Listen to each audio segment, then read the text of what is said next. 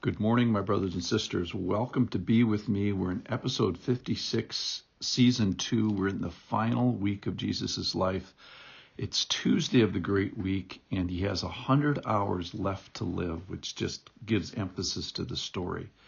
Today's story is going to ask, who do you think you are and who do you think God is? And it ends up in a war of respect. Specifically, it's a war of disrespect. It's going to be told by a parable, and a parable hits close to home because in the parable, we find a beloved son sent and then eventually killed. But that's not the end of the story.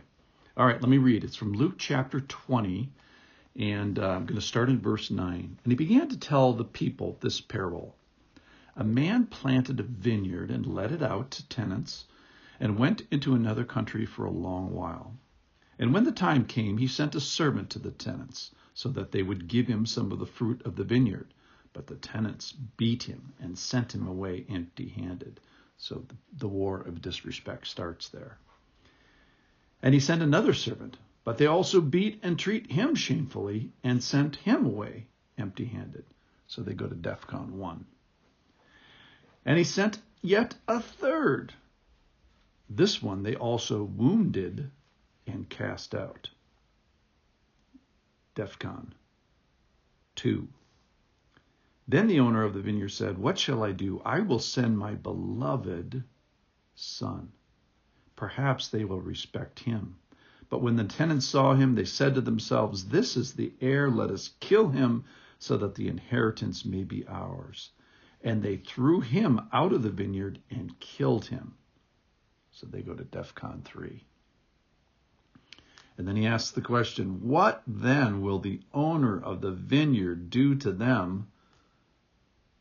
And they go to DEFCON 4. The Lord goes to DEFCON 4. The owner goes to DEFCON 4. He will come and destroy those tenants and give the vineyard to others. And then this is also a crazy part at the end. When they heard this, they said, this is the people now listening to the parable, they said, "Surely not." What is illogical about this? This is go to war, DEFCON 1, DEFCON 2, DEFCON 3, go to DEFCON 4, which is the Lord's prerogative. What about this don't you understand? And they say, "Surely not." All right, so let's go back to the owner. We find him as the planter. He's the renter. He goes away for a while. There's so many parallels that make us think of the Lord. He delegates to these three servants. He requires fruit. He's an expector of fruit. He's expector of harvest. And then he's the son sender. And most importantly, I think one of the key words is this beloved son. This indicates a very special relationship, the word beloved. It even means his only son, his special son. So again, all these parallels with Jesus, of course.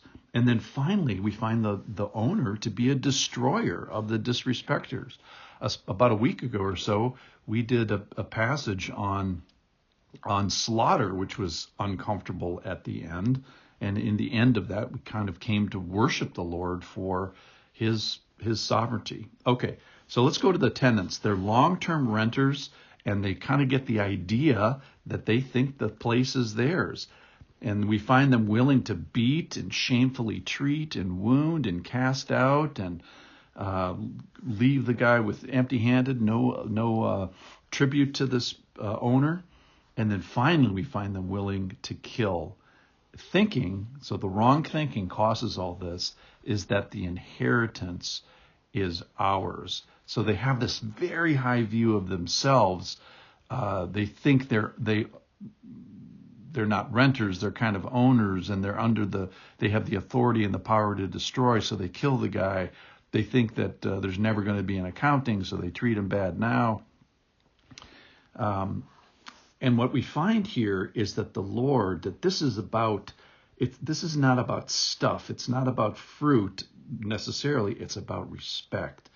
And we find that in verse 13, the owner of the vineyard says, "What shall I do? I'll send my beloved son. Perhaps they will respect him. They will think about him in the right way, and then their behavior will follow that." So as you heard at the end of the parable, I'm like surprised. It's like these people choose to go to war, go to DEFCON 1, DEFCON 2, DEFCON 3, and when the Lord goes to DEFCON 4, they say, oh, that's not how the owner should be. When he has all these examples of previous levels of disrespect, it makes me think that of Karl Clausewitz's 1830-ish quote, "War is the continuation of politics by other means." In other words, these people were thinking wrong, and so they started to act in behavior in warlike ways in the war of disrespect. So they were they didn't respect, and then they went to war showing their disrespect. And then at the end, basically, they're saying, we didn't do anything wrong.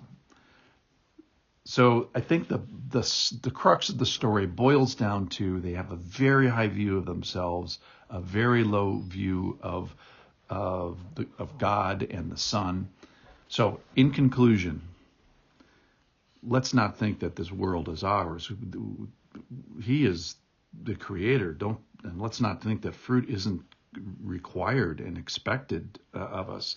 And most importantly, this deference, this respect to the authority, power of God. Let's respect the Son. Let's respect that He is creator. Lord, you made the earth. You made plants and all good things. And you are the owner of this earth and this world, and you're coming back. I may not like your timing, but help me to like it. Help me to like this waiting period where I think I may have a tendency to think I'm in charge. Let me respect your emissaries, your prophets, your authorities, your church leaders, your pastors. And then, Lord, let me respect your ability and also your authority to go to DEFCON 4 if necessary. So I wonder about my listeners and myself. Do you see yourself? Do you see yourself disagreeing with God? Do you see yourself disagreeing with His emissaries? Do you see yourself disagreeing with the Son, the beloved Son,